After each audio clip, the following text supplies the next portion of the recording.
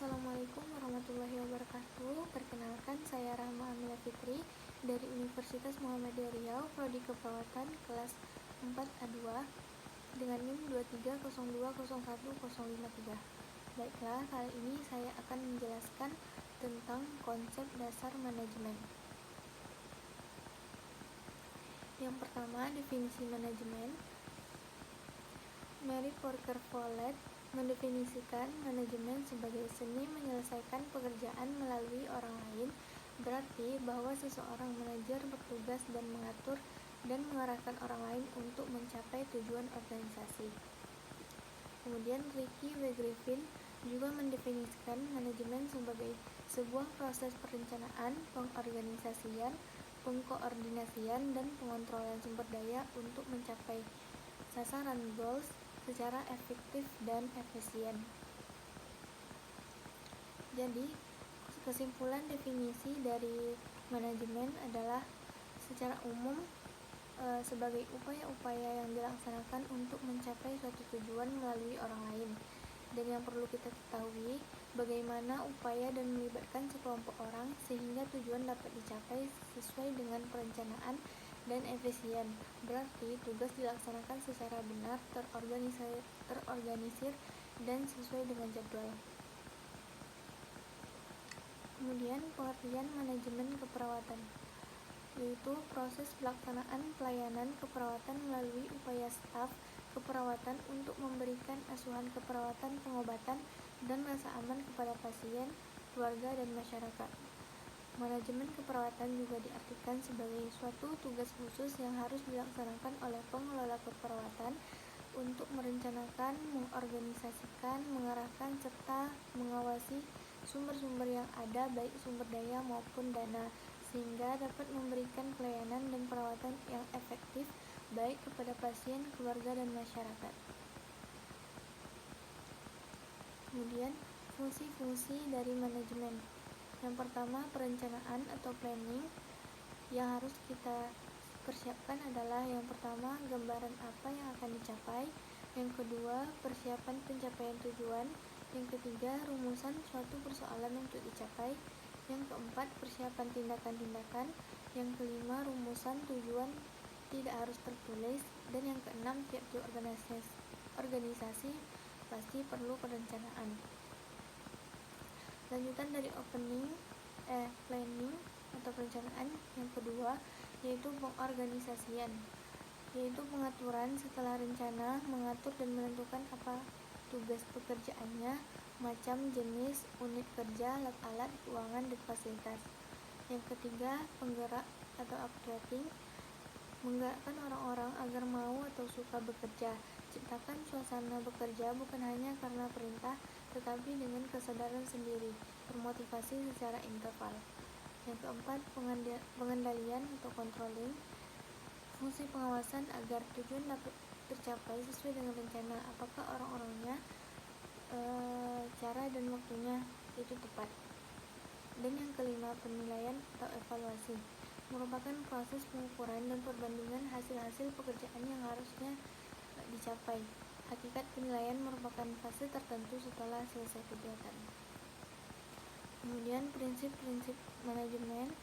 Yang pertama, division of work atau pembagian pekerjaan, authority and responsibility, kewenangan dan tanggung jawab, disiplin, terus unity of command, kesatuan komando, unity of direction, kesatuan arah, kemudian subordination of individual to generate interest, kepentingan individu tunduk kepada kepentingan umum, kemudian remuneration of personnel atau penghasilan pegawai, centralization atau sentralisasi, scalar of hierarchy, jenjang hierarki, order atau ketertiban, kemudian stability of tenure of personnel atau stabilitas jabatan pegawai, equity, keadilan, inisiatif, prakarsa, dan esprit de corps, artinya kesetiakawanan korps. Selanjutnya, proses manajemen keperawatan. Proses manajemen keperawatan yaitu pendekatan sistem terbuka di mana masing-masing komponen saling berhubungan dan berinteraksi dan dipengaruhi oleh lingkungan. Proses dari manajemen keperawatan dapat juga dilihat dari pendekatan sistem, yaitu sebagai sistem terbuka di mana masing-masing komponen saling berhubungan dan berinteraksi serta dipengaruhi dan lingkungan. Nah,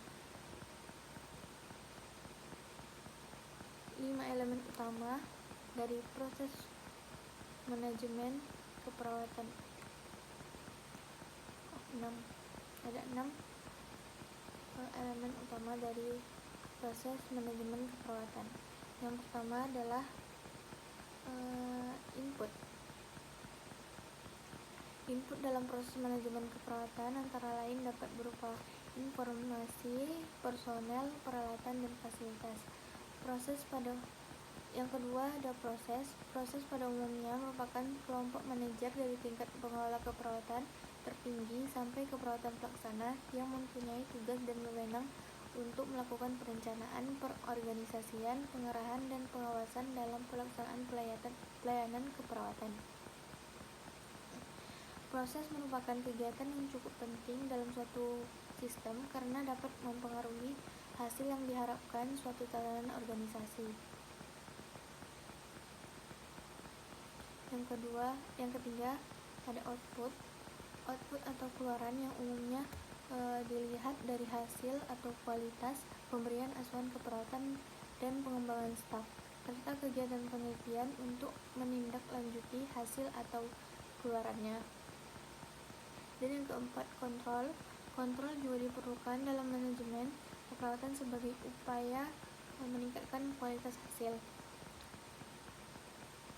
Kontrol dalam proses manajemen keperawatan dapat dilakukan melalui penyusunan anggaran yang diproporsional, evaluasi penampilan kerja, pembuatan prosedur yang terstandar dan terakreditasi.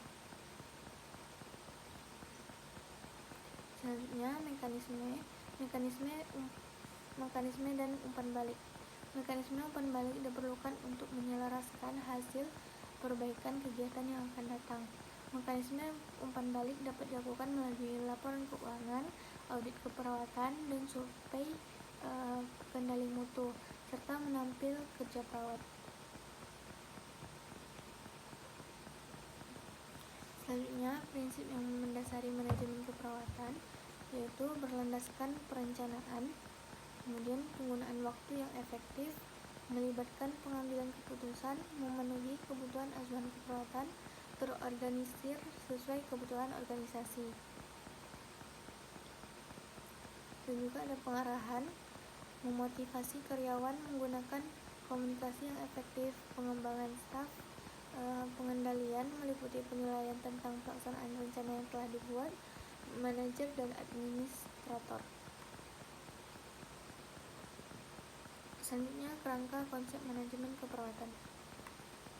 Manajemen partisipatif yang berlandaskan pada paradigma berkeperawatan, manusia akan tertarik dan terikat pada pekerjaannya. Jika informasi yang bermanfaat dan layak pada individu akan membuat keputusan terbaik untuk dirinya. Tujuan kelompok akan lebih mudah dicapai oleh kelompok daripada secara individu. Setiap individu memiliki karakteristik dan motivasi, minat dan cara untuk mencapai tujuan kelompok. Fungsi koordinasi dan pengendalian amat penting dalam pencapaian tujuan. Kemudian persamaan kualifikasi harus dipertimbangkan. Individu memiliki hak dan tanggung jawab untuk mendelegasikan kewenangannya pada mereka yang terbaik dalam organisasi. Pengetahuan dan keterampilan amat diperlukan dalam pengambilan keputusan yang profesional, dan semua sistem berfungsi untuk mencapai tujuan kelompok dan merupakan tujuan bersama untuk menetapkan tujuan bersama.